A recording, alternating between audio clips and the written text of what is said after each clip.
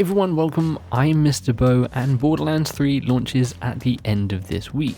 Now maybe you are someone who has played the previous games, or maybe you're someone who hasn't played any of the previous Borderlands games and you're a little bit hesitant as to whether or not to get the new game. Well, in this video we're going to be going over 5 reasons you should be excited for Borderlands 3. Now if you do enjoy this video, click the like button, feel free to subscribe for more gaming content and coverage, and if you do, also be sure to tap that bell icon.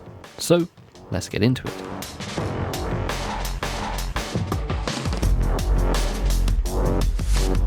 Sitting at number 5 are the new Vault Hunters. So each Borderlands game introduces brand new Vault Hunters to play. This time around we have Mose the Gunner, Zane the Operative, Amara the Siren, and Flak the Beastmaster, each with their own unique skills and abilities, making your playstyle completely different.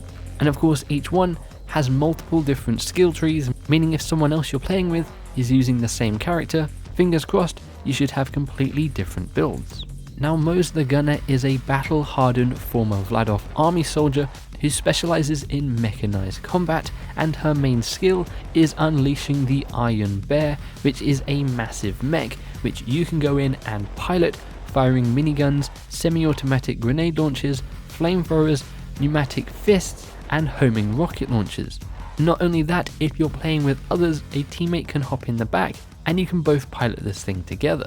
You then have Amara, the brand new Siren, who has abilities like Phase Slam, where you can smash down on the ground to damage nearby enemies, knock them into the air, and then phase grasp enemies in place with a giant ethereal fist, or even phase cast an astral projection of yourself that deals damage to everything in its path. If you've played a Siren in any of the previous Borderlands games, you kinda know what you're getting into. We then have Zane the Operative. Zane is a semi-retired corporate hitman who always has a gadget up his sleeve. His action skills include the Sentinel drone that flies around and attacks enemies with machine guns, a deployable barrier shield, and even a digi-clone of yourself that can distract enemies, damage enemies, and you can even teleport to switch places with it if you're in a spot of trouble.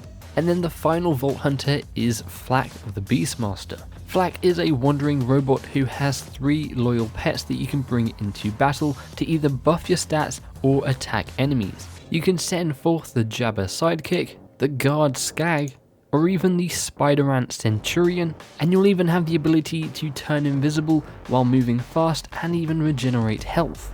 There's a lot more variety here in the Vault Hunters compared to previous games, but there's also still something here for if you have played previous games, you may be stuck to a certain type, like Sirens in the previous games, or maybe like the Assassins in the previous game. You can find something that will hopefully fit your playstyle, and there's so many different options to skill trees that you can mix and match and hopefully find the right thing for you. Number 4 is locations. Now previous Borderlands games have only ever really taken place in one location, and that is Pandora. Well, in Borderlands 3 we now have multiple locations, multiple planets that we can go to, of course including Pandora, but we also then have Promethea, which is the home to the Atlas Corporation headquarters and is basically a metropolis, a complete city, somewhere that we haven't really seen before in a Borderlands game. We also then have Athenas, a misty, tranquil planet that has recently attracted the wrong kind of attention.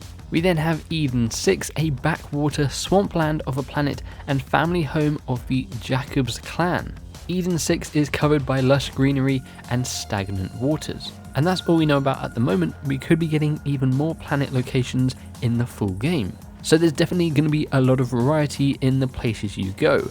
In previous Borderlands games, while there has been obviously variety in the locations you go, they've always kind of had the same feeling because they've always been on Pandora, whereas this time Gearbox can surprise you with completely different scenery. At number 3 is Co-op. Now if you're someone like me and you love to play games through with someone else, then Borderlands 3 is going to be the game for you with up to 4-player co-op. You and 3 friends can play the campaign from start to finish, and of course with the different Vault Hunters and the different skill abilities, each of you won't play the same. You'll all have your different role to play, making it a lot more fun, especially when you're going up against things like bosses, where you can plan and coordinate with your teammates to actually go ahead and take the boss down in the most strategic way. Along with that, you're also able to trade with teammates So maybe you're looking for that one type of weapon that'll perfectly match your build, and just by happen chance your teammate finds that, but they don't need it, then you can go ahead and trade, get that weapon, and maybe trade something that you've got that you don't really use to your teammate as well.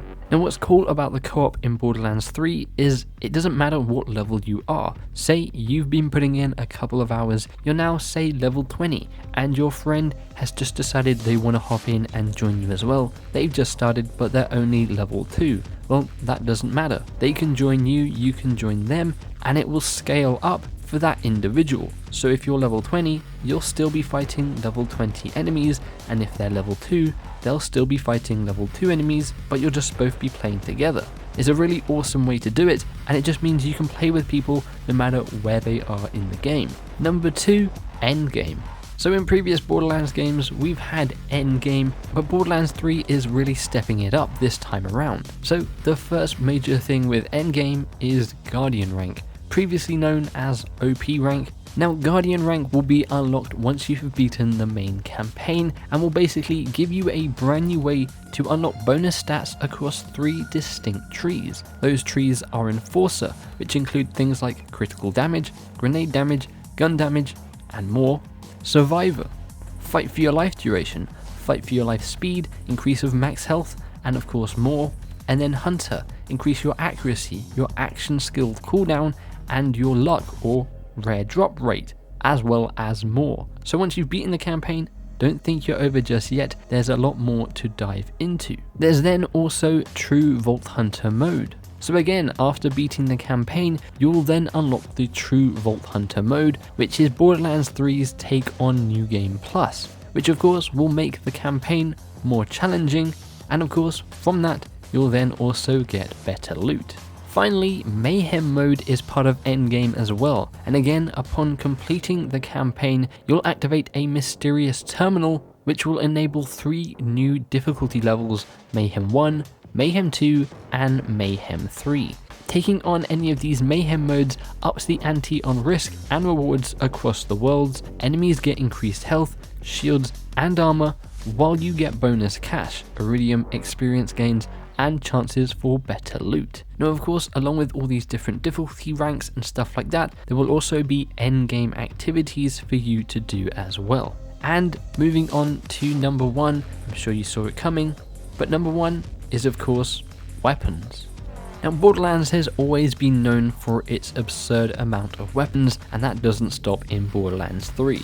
Along with that, weapons in Borderlands are unique to their different manufacturer. So you have Jacobs, which have ricocheting bullets, you've got Atlas, which have a tracker tag bullets, so no matter where you shoot, it'll always aim for the enemy. You then have Tedior, which are pursuit guns, so anytime you reload your gun, you will throw it out, and depending on what the ability is on that gun, it could do completely different things. It could blow up like a grenade, or it could have little legs and run around and shoot. You then have Hyperion, which are all about shields and accuracy. If you use these guns, you will have a shield pop up in front of you to protect you from enemies. You then have Dull, which is all about having alternate fire modes.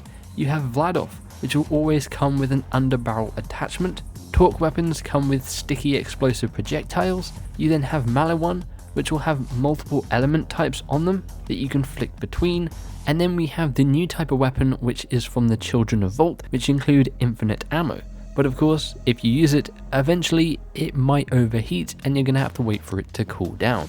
Now obviously Borderlands 3 has always been about the weapons, and that doesn't seem to be going anywhere in Borderlands 3, and I'm sure there's going to be those Easter egg weapons out there for us to find and of course trade with our friends. But there you have it.